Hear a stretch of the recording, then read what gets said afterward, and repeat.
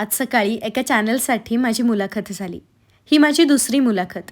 दोन्हीही मुलाखती याच महिन्यामध्ये रिलीज होणार आहेत. रिलीज झाल्यानंतर नक्कीच तुम्हा सर्वांसोबत मी त्याच्या लिंक शेअर करणारच आहे.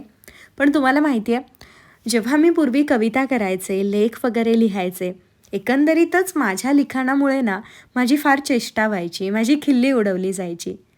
पण आज त्याच लेखनामुळे कित्येक जणांना प्रोत्साहन मिळत आहे.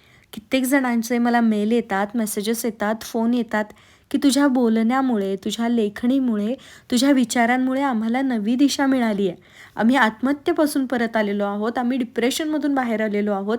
तेव्हा असं वाटतं की एक वर्तुळ पूर्ण झालं आहे. माझ्यावर किती अन्याय झाला आहे हे मला अजिबात सांगायचं नाही आहे. मला फक्त इतकंच सांगायचं आहे की आपल्याला जे आवडतं ते करत राहा. चार लोक, लांबचे नातेवाईक काय बोलतील याकडे जर आपण लक्ष देत बसलो तर आपण आयुष्यात काहीही करू शकणार नाही. माझ्या लेखणीने मला घडवलं. जेव्हा माझ्या चॅनलची नवी सुरुवात झाली होती त्यावेळेला सुद्धा चेष्टा करण्यात आली, टोमणे मारण्यात आले.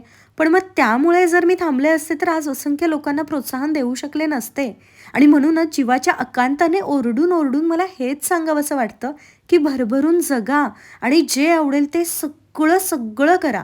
कोण काय म्हणेल याचा जर आपण विचार करून थांबलो तर आपण संपलो.